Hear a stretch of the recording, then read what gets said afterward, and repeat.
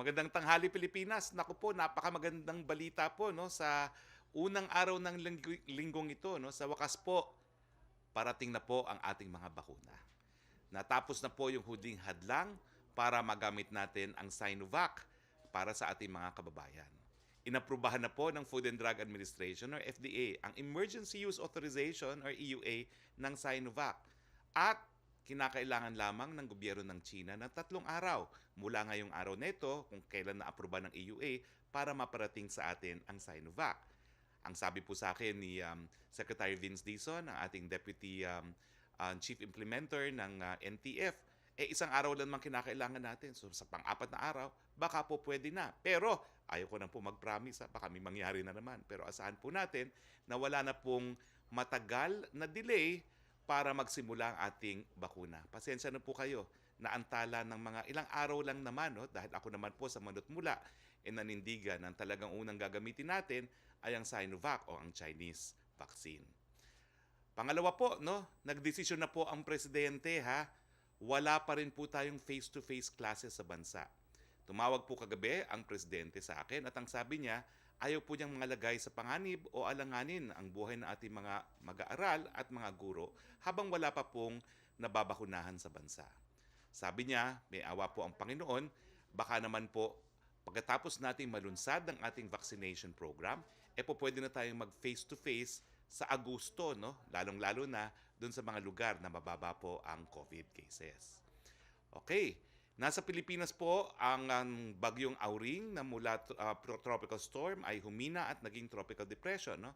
As of February 22, 2021, situation report ng NDRRMC, mayroong 13,816 families or 52,236 persons ang naapektuhan sa 216 barangay sa Region 10, 11 at Caraga.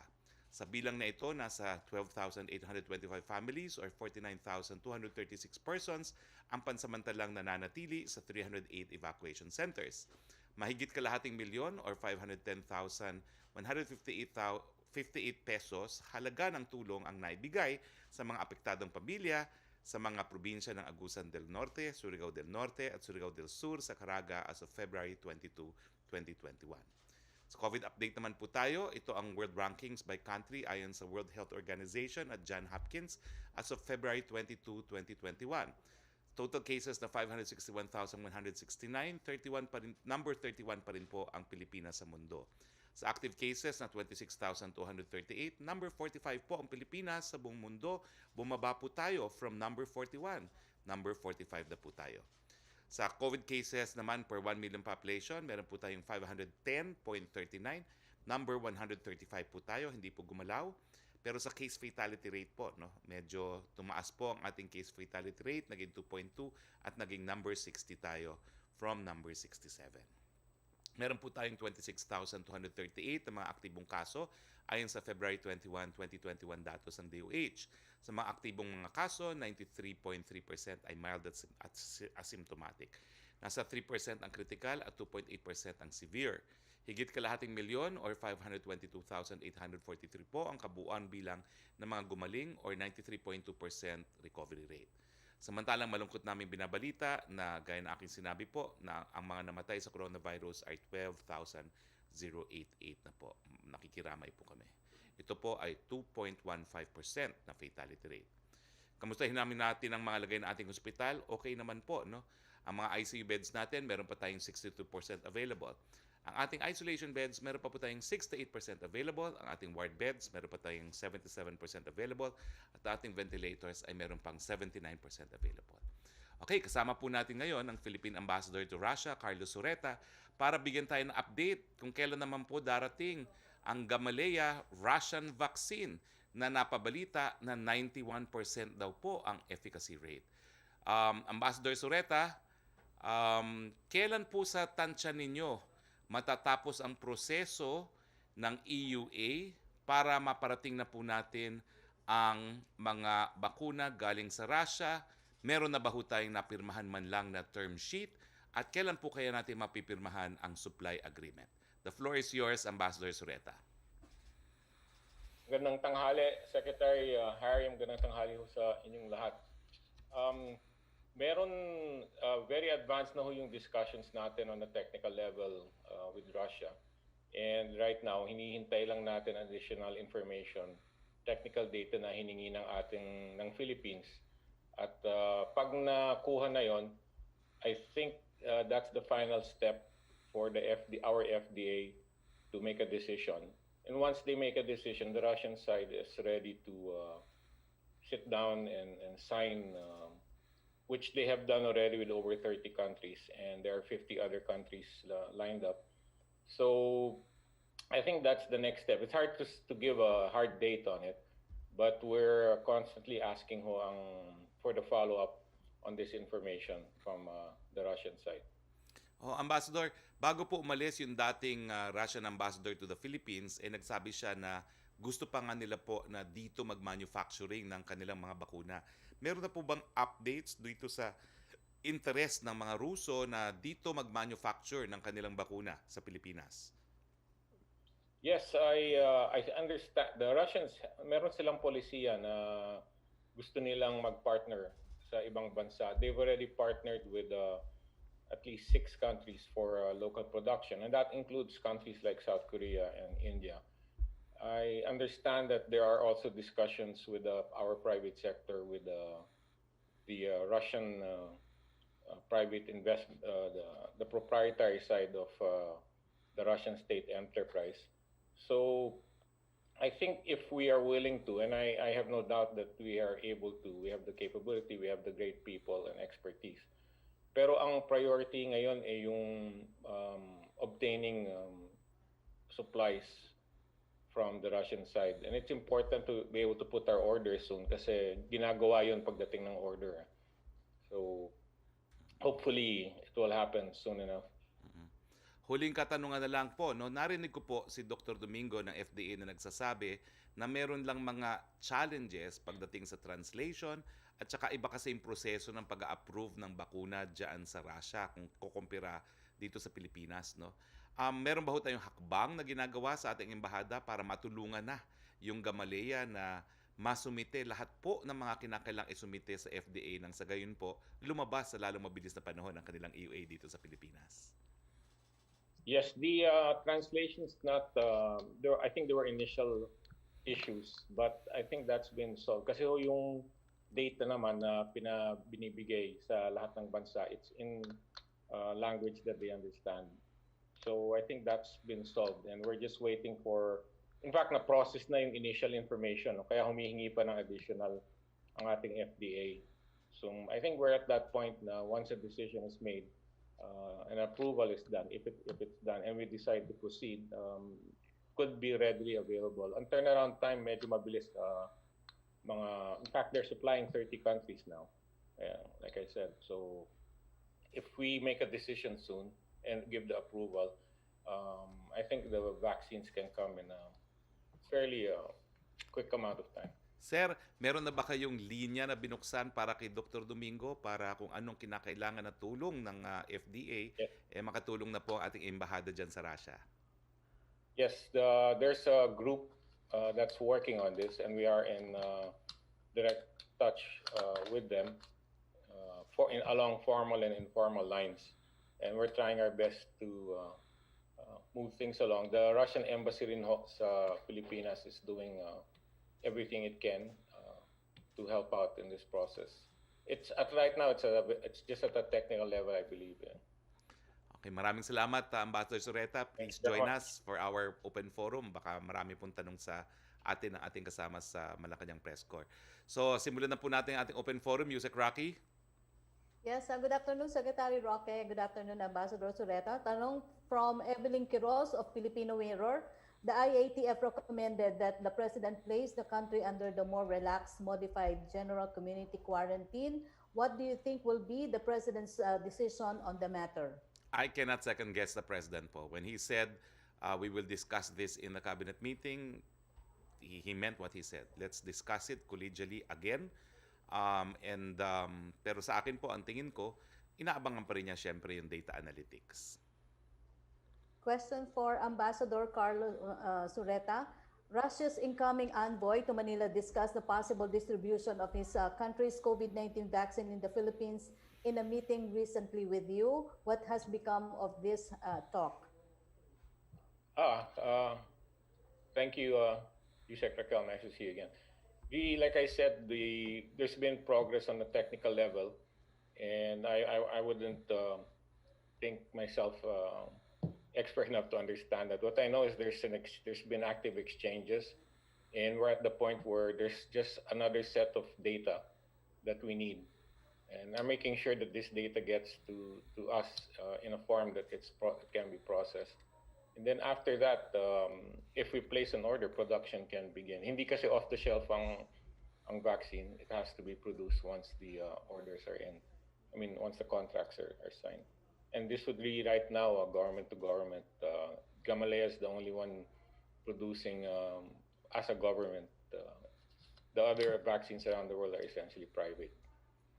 Thank you, Ambassador. For Secretary Roque from John Punsalan of ABS-CBN, follow-up po niya, the Octa Research Group said if Metro Manila is under MGCQ and hit by the same variant that affected Cebu City, it would take only 36 days for the region to return to its COVID-19 situation back in August 2020, when an average of 2,400 cases were reported per day. Well, wala po akong reaksyon dyan. Unang-una, ang datos na tinitingnan po natin ay datos ng Department of Health na ginagamit din ng Octa Research. No? Pangalawa, sabi ko nga po, ayaw ko mong pangunahan ng ating presidente. Thank you, Secretary. Mela Lesmores, please. Hi, good afternoon po, Secretary Roque. May first question lang po, follow-up lang po sa Sinovac vaccines. Since sabi ng FDA ito ay ideal para sa 18 to years old na healthy people, paano po kaya ito hindi po pasok dito si Pangulong Duterte? Sino po kayang mga cabinet members yung willing na maunang magpaturok nito para sa vaccine confidence? Kayo po ba, Secretary Roque, ay willing po magpauna dito? Nako, handang-handa na po ako.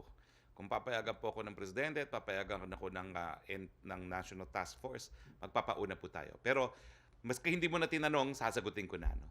Ano mangyayari dahil nagkaroon ng dalawang condition po yung ating EUA ng Sinovac na hindi po pwedeng gamitin muna sa mga seniors at hindi po pwedeng gamitin muna sa healthcare workers?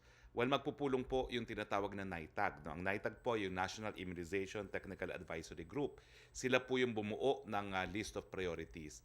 At ang mangyayari po dyan ay siguro kinakailangan nilang baguhin muna yung ating list of priorities para sa Sinovac. Ang uunahin nila ay unang-una, no, meron kasing 100,000 na donated para sa militar, no. So kinakailangan magamit talaga yung 100,000 sa militar, no. At pangalawa, dahil ang ating first priority ay healthcare workers, pagkatapos mga seniors at other seniors at hindi sila po pwede, baka mauna na yung mga tinatawag nating mga economic frontliners na kasama po na ating kasundaluhan. Ito po yung mga nagtatrabaho sa mga industriya na bukas nung panahon ng ECQ. So tuloy-tuloy na rin po ang ating bakuna, no? Ang pagbabakuna. Hindi na po maaantala yan. Kung hindi maibibigay sa seniors at healthcare workers, napakadami naman pong mga critical economic frontliners na mabibigyan. At syempre, kung ma-aproba na at magkaroon na ng supply agreement na initial 1 million, no? 50,000 at 950, 1 million Sinovac, po pwede nating ituloy-tuloy at bakunahan na yung ating mga mahihirap na pinangako ni Presidente na sila po ang mauna sa bakuna. Hindi naman po natin pinili ito.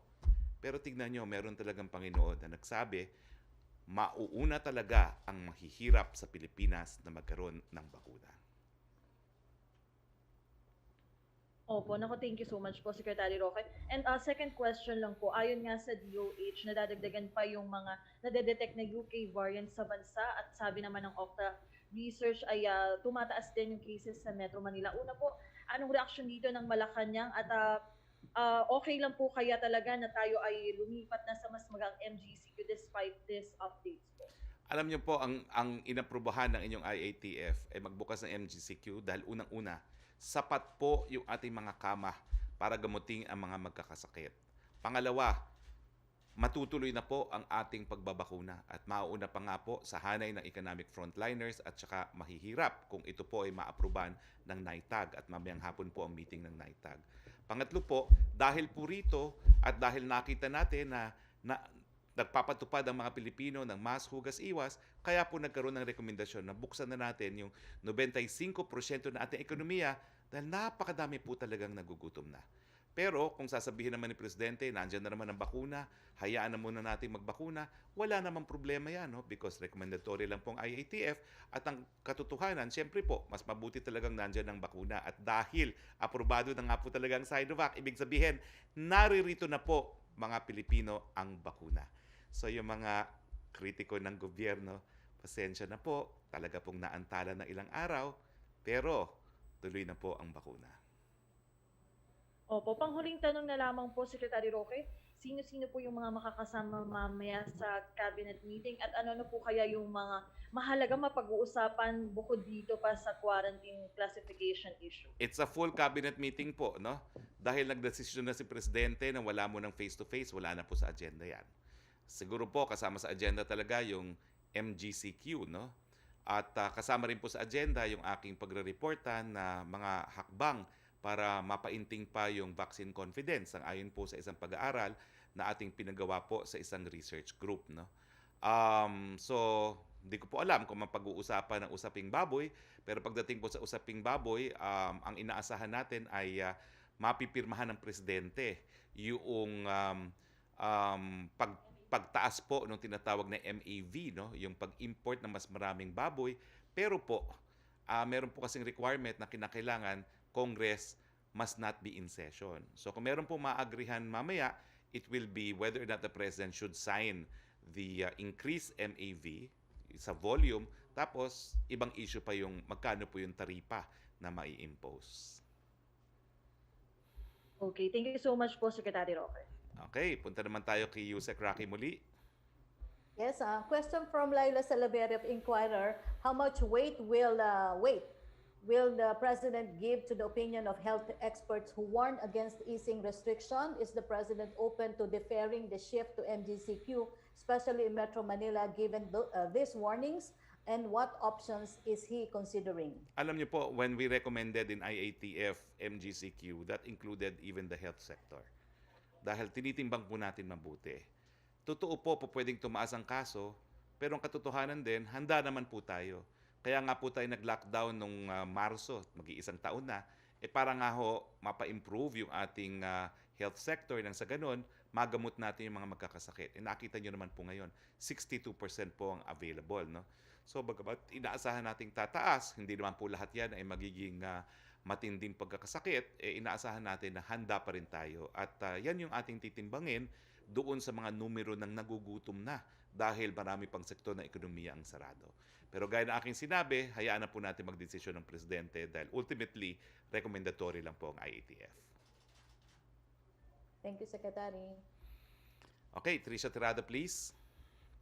Hi, good afternoon, Spokes. Just to press on the Sinovac vaccine, no?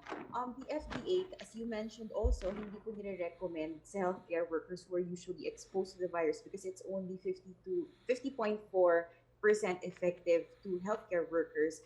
So now the question is, sir, if this is the efficacy rate, why are we pushing it to regular or the non-healthcare worker population? I will quote the experts that we have had as guests here, no? Whether be it Dr. Solante, whether be it Dr. Lulu Bravo or Dr. Salvania, no? 50% efficacy rate is very much accepted, not just in the Philippines but by the WHO itself. Bakit? Because ang ibig sabihin yon, ang mga nabakunahan only has a 50% chance na magkakasakit sila. At pag sila'y nagkasakit, it's almost 80% chance na hindi nila kinakailangan pumunta sa doktor because it will be mild and asymptomatic. And 100% walang mahuhospital. So we are recommending it because what we want is to avoid deaths and serious illnesses. At dahil ang 50% efficacy rate ay ibig sabihin po niyan, mild and asymptomatic lang, miski ikay magkasakit, kaya po natin gagamitin po yan because it's better than no protection. And as I said, ang iniiwasan natin ay yung pagkakasakit na seryoso o di naman kaya yung nakamamatay. Mhm. So, sir, if people, for example, won't be seeing na hindi pa po ito pwedeng magamit sa healthcare workers, do you think it will have an impact on the vaccine confidence? Somehow, as early at this point, or would you want to address concerns na parang it gives the impression na low quality yung bakuna na yan na mabibigay sa, bakit daw ibibigay sa mga mahihirap? Hindi po, dahil WHO na po ang nagsabi, 50% ang ating threshold. Dahil nga po, that's a 50% chance na hindi mo na makukuha at sakit and 100% chance na hindi ka mamamatay.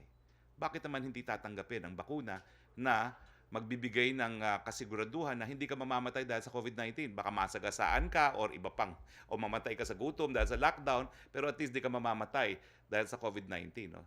Tingin ko naman, tatanggapin po yan ng taong bayan at sigurado po ako, kasama po natin ang Malacanang Press Corps sa pagpapahatid ng balita na mas mabuti po talagang mabigyan tayo ng proteksyon kesa wala po tayong proteksyon. So, sir, just to be quite clear on this, our position is it's not a low quality vaccine. Tama It po is ba? not a low-quality vaccine. It is accepted under standards arrived at by the WHO itself. It is a guarantee that yung mga nabakunahan hindi po mamamatay dahil sa COVID-19. It is a guarantee na kung ikay tamaan man, mild and asymptomatic ka lamang. Mhm. Sir, dito lang po sa yung sa data po natin, diba, that we're seeing a slight increase in COVID cases in Metro Manila, and then there was a 200% increase, for example, in Pasay alone in 3 days. How will this factor in, sir, sa recommendation po ng IATF? Will the IATF revise its recommendation to place the whole Philippines or the entire country under MGCQ? And at the same time, sir, meron pa po ba tayong nakikitang difference between AGCQ and MGCQ? Or is it just, a matter of terminology na lang po at this point? Number one, I cannot also speak on behalf of the IATF insofar as subsequent data are concerned. No? Siyempre po, yung meeting mamaya is also a meeting of the IATF kasi ang IATF naman, ang composition niya, yung mga members din ng cabinet. No? So I cannot second guess also how the IATF may or may not alter its recommendation given yung mga nangyayari ngayon. At yung pangalang question mo ay ano po yun? Yung MGCQ and GCQ, are there okay. still differences? Ang malaking diferensya po or dyan, is it terminology na lang? ang malaking diferensya po dyan, dalawang bagay.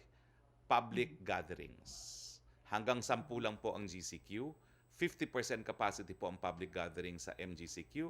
At ang transportation po, from 50% to 75%.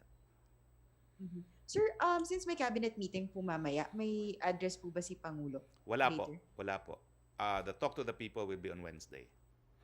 Alright. Thank you, sir. Thank you, Spoke. Salamat po. Salamat, Trish. Back to you, Sec. Roque, please. Yes, Secretary, question from Lanes Capanti of GMA News Online.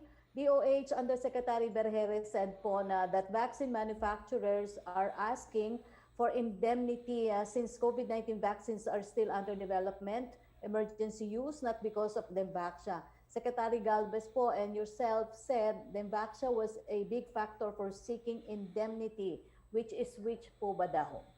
I stand by the statement of Secretary Galvez because he is the vaccine czar. With all due respects to Yusek Berhere. A question from Roy Mabasa of Manila Bulletin for Ambassador Sureta.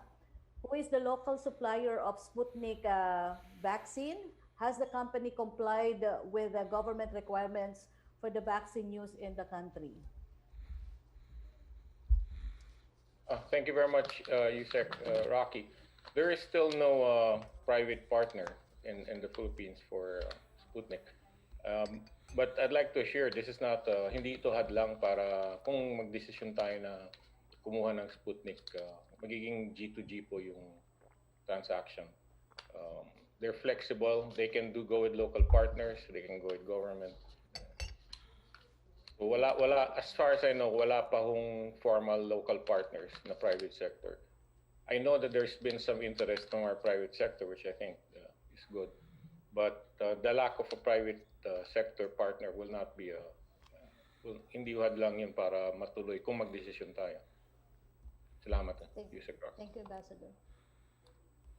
Yes, Yusek Roque again. Oh, hindi na pala. Sino na? Si PR Nada, please. Hello? Yes, go ahead. Hello, folks. Go ahead, Yes, please. sir. Sir, quick question lang, sir, on Sinovac. Did we have to sign indemnification clauses for Sinovac vaccine? No, no. Okay. Sir, also, may we know, you said that in 3 days or maybe four, darating na yung first batch of Sinovac vaccines.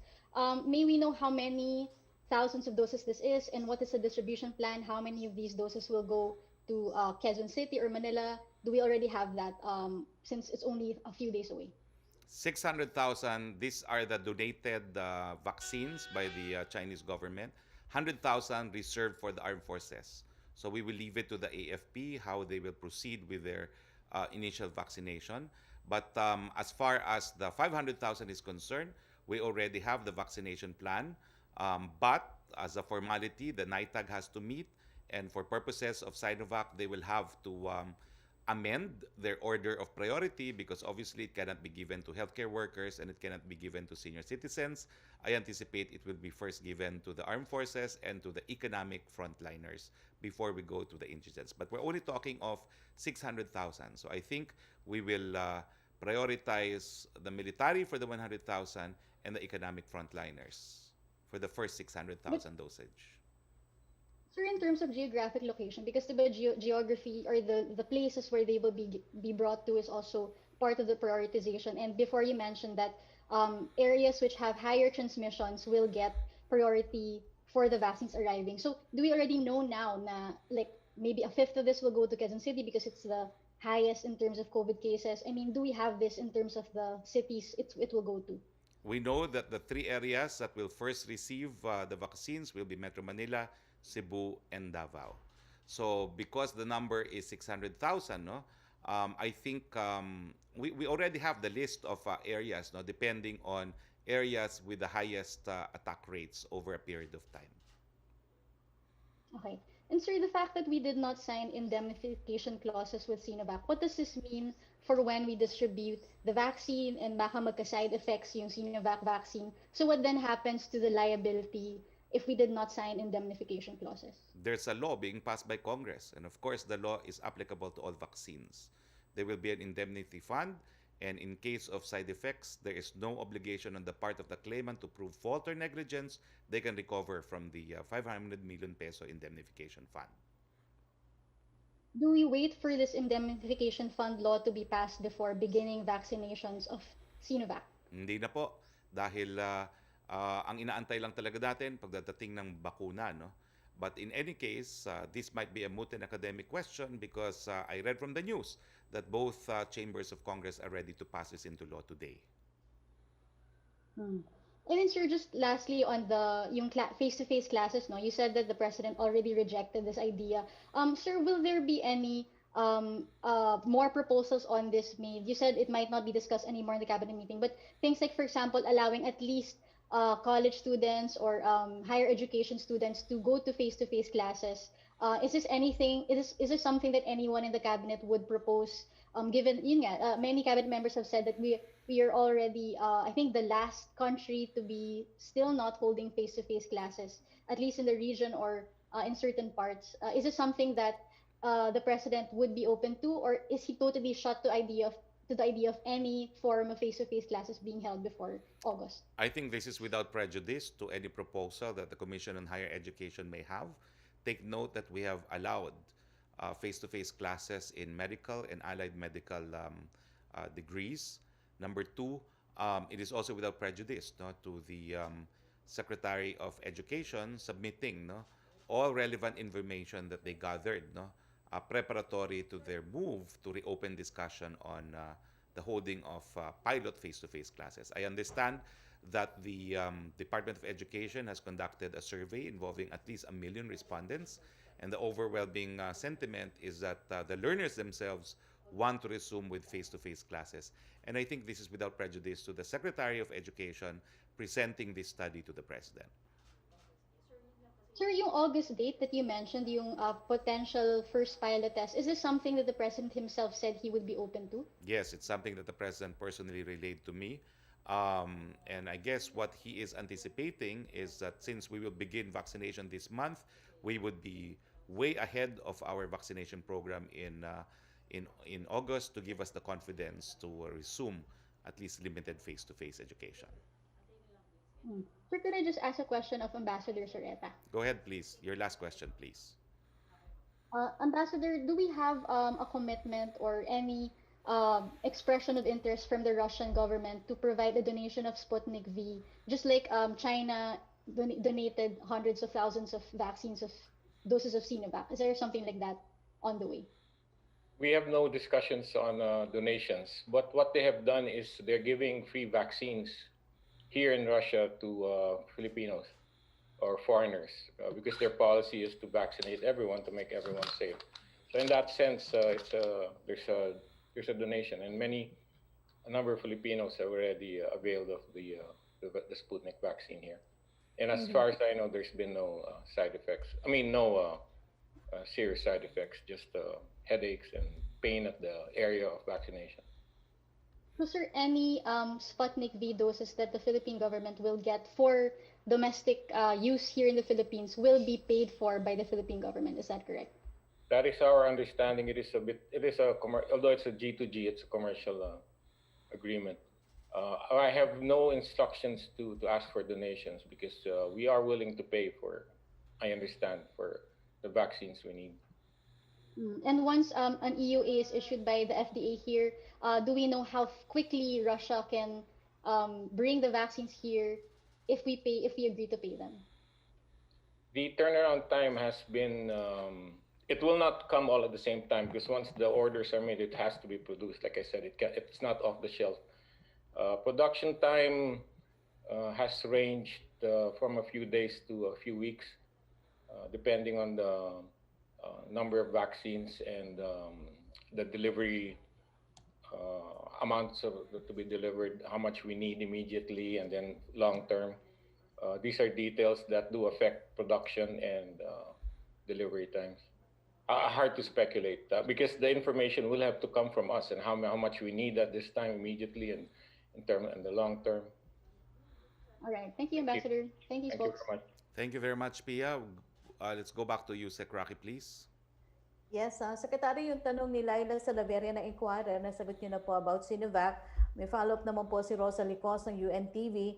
Nabanggit po sa mga nakalipas na pagkakataon na malaki ang may tutulong ng mga healthcare workers sa vaccine confidence. Paano po natin mapapagting ang vaccine confidence kung hindi po recommended ang Sinovac vaccine sa healthcare workers?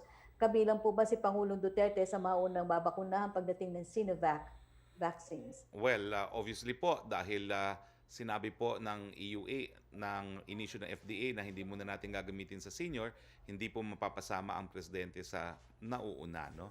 Pero ang mga doktor naman po, lahat po ng nakakausap pong doktor na matino, meron naman po talagang sablay. No? Pero yung mga matitino naman po ay sinasabi, basta aprobado ng EUA, magpapaturok din sila. So, yan naman po talaga ating sinasabi dahil dumaan po yan sa masusing pag-aaral. Nakita nyo po hindi minadali at hindi natin napilit na gumawa ng desisyon ang mga eksperto na ayaw nila. So, tumagal po ang proseso, naantala nga ang pagdating ng Sinovac, so wala po talagang nagpabilis sa proseso at nagkaroon po ng kondisyones. No? So, yan po ay basihan para tayo magkaroon ng kumpiyansa na talagang mga eksperto ay tinignan ng datos. At ang sabi nila, pwede gamitin para sa lahat except ang matatanda at sa mga healthcare workers. Dahil nga po, exposed talaga sila sa COVID-19. Opo. Yes. Question from Sam Medenilla na Business Mirror. May naging action na po ba si President Duterte regarding sa MAV para po sa pork? Okay, gaya na aking sinabi kanina, no, bagamat nag-aantay ng pirma yan ng ating presidente, kinakailangan naman po pirmahan yan pag hindi po naka-session ang Kongreso. So, tingnan po natin kung ano mangyayari. Kasi habang nasa session ng Kongreso, ang mga bagay-bagay tungkol sa taripa, dapat ang umakto ay ang Kongreso. No? Pero tingnan po natin nga ang mga pangyayari sa susunod na araw dahil emergency din po ang nangyari pagdating sa supply ng baboy dahil nga po naman sa ASF. Sabi ko nga, talaga nakakalungkot. Meron ng COVID-19, meron pang ASF. Joseph Morong, please. Joseph. Hi, sir. How are you? Yes, go ahead, please. Yes, sir. Good afternoon. Go ahead. Sir, can you hear me? Yes, I can hear you. Okay, sir. Good afternoon. Good afternoon, Ambassador Soreta. Sir, the question is for you. Okay, schedule. So February, sir, Sinovac yung gagamitin natin sa first vaccination in the...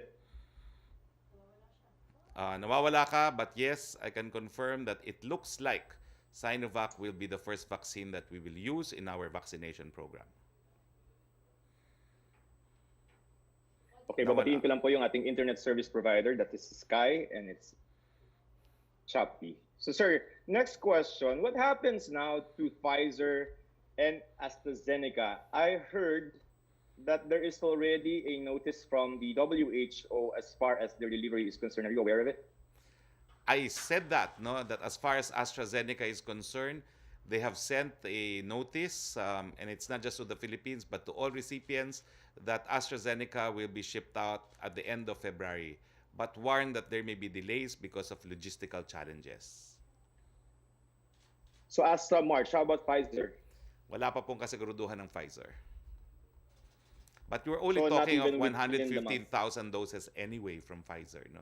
So, hindi naman po talaga malaking issue yan. Ang malaking inaasahan natin, yung AstraZeneca at saka yung Sinovac, no, that will begin delivery of at least 1 million dosages for the next few months. Tapos, madodoble pa yan to 2 million kung hindi ko magkakamali ng pang-apat na buwan ata, yung second quarter maging 2 million. Sir, okay. Yun pong bang Chinese government, have we already informed them of the decision of the FDA? I'm sure you have. Yes, we have. And, okay. And ano sabi po nila, kailan yung schedule ng dating? How soonest? They could not commit a date, but it will take around 3 days from date of approval for them to ensure that the vaccines arrive in the Philippines. Can we say, barring any unforeseen circumstances, again, within the week it will arrive? We're praying it will arrive within the week. But I think the 3 days that they ask from date of issuance falls within the week. Okay, sir. A little bit lang, sir, on MGCQ. Did you say you talked to the president this morning? Last night. Last night. And I think he has an inclination already as to when we are going to implement the MGCQ. I heard that, I don't know if you can confirm, that he wants the MGCQ only if we've rolled out the vaccine. Medyo, I'm a bit uncertain whether or not I can confirm that. I was pursuing the issue last night, pero ang naririnig ko lang sa linya, medyo malabo rin yung linya, no, was steady muna tayo, steady muna tayo. But I'm not sure if he was referring to face-to-face or MGCQ because I was asking, paano po yung MGCQ? Paano yung MGCQ? Pero I wasn't sure kung nagkakaintindihan kami na my question was about MGCQ when he said steady muna tayo. So I'm not certain, no? But I think everyone in the IATF, which is the cabinet members, of course, would want to see also the data analytics from the experts first, no, before we proceed with the next quarantine qualification or classification. Sir, if data yan, medyo delikado kasi ang sabi ng Octa as far as Metro Manila is concerned, we had a 45% increase in cases, new cases in Metro Manila. It doesn't inspire a relaxation of the MGCQ. I'm not sure if it's 45%. I've not seen that, you know. And I'm sure the Department of Health that has the data would be in a better position to advise the members of the cabinet and the president later. Sir, just last too many questions. Just should we wait for the vaccine rollout before we relax? Do you think that would be more prudent? Well, the president said that as far as face-to-face is concerned, he wants to wait for the vaccine rollout. Hindi naman niya sinabi na matapos na lahat mabakunahan, no? Kasi talaga naman pag nabakunahan mo na yung Metro Manila, Cebu, Davao, halos 80% wala ka ng problema eh. Dahil konti lang naman talagang problema natin sa iba't ibang parte ng Pilipinas, no? So, tingin ko hindi naman matagal na masimulan yung proseso ng pagbabakuna sa Metro Manila, Cebu, and Davao. But I cannot second guess the President, Joseph, no? Baka mamaya pagalitan ako, no? Dahil hindi nga malinaw sa pag-uusap namin kahapon kung yung sagot niya na steady muna tayo referred to face-to-face or the MGCQ. Kasi tinatanong ko, nagka-clarification pero nawala na po Sir, yung linya. Okay. Sir, na-revise na ba? If you're going to revise, obviously you're going to revise if you're using Sinovac. May listahan ba kayo, sir, nung ano bang isusunod niyo? Well, military, madali yan. But the frontline workers, the essential workers, does the local governments have the list already such that we can begin as early as maybe next week? Wala pong problema yan kasi ito po yung mga empleyado dun sa mga industriya hindi natin pinasara at syempre yung mga transport workers kasama na rin po dyan. No? So you're talking of farmers, we're talking of miners, we're talking of fishermen, we're talking of transport workers. So sila po yung mga economic frontliners na tinatawag natin. We're talking of export-oriented industries. We're talking of ano pa ba? BPOs. Yan po. Yeah. Who holds the list? Sino may hawak ng listahan? Meron na po tayong mga listahan na matagal na po nakalap natin yan because handa na nga po tayong maglunsad ng ating bakuna. Sir, last na lang. If we're going to shift sa MGCQ next month, ano ba to, sir? Pati bangga na lang, matira matibay. Hindi naman tama yun, no? Kasi unang-una, sinisigurado naman natin na mataas yung kakayahan natin na magbigay ng medical attention sa mga magkakasakit. 62% ng ating ICU beds are available.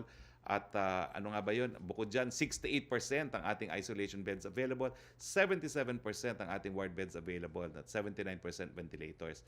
At uulitin ko, kaya naman tayo nagsarado ng ekonomiya, not for the heck of it, it was to prepare our health sector to attend doon sa mga magkakasakit ng seryoso.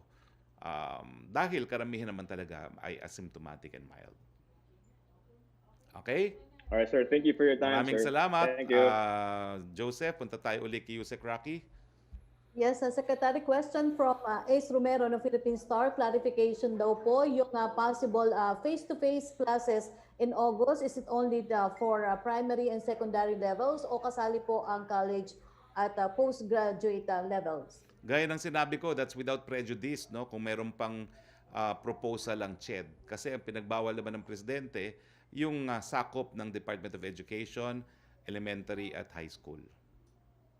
Opo. Tanong pa rin ni Ace Romero regarding this announcement that you are ready for a more relaxed quarantine status or MGCQ. Does it apply to Metro Manila or the entire country? Well, yung recommendation po ng inyong IATF was for the whole Philippines, inclusive of Metro Manila. In fact, marami nga nagsasabi na effectively, Metro Manila is under MGCQ already. No? So, but as I said, ilang oras na lang naman po mapag-uusapan na yan.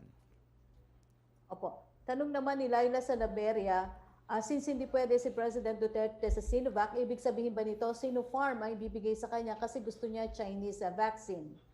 He has said his preference is for Sinopharm.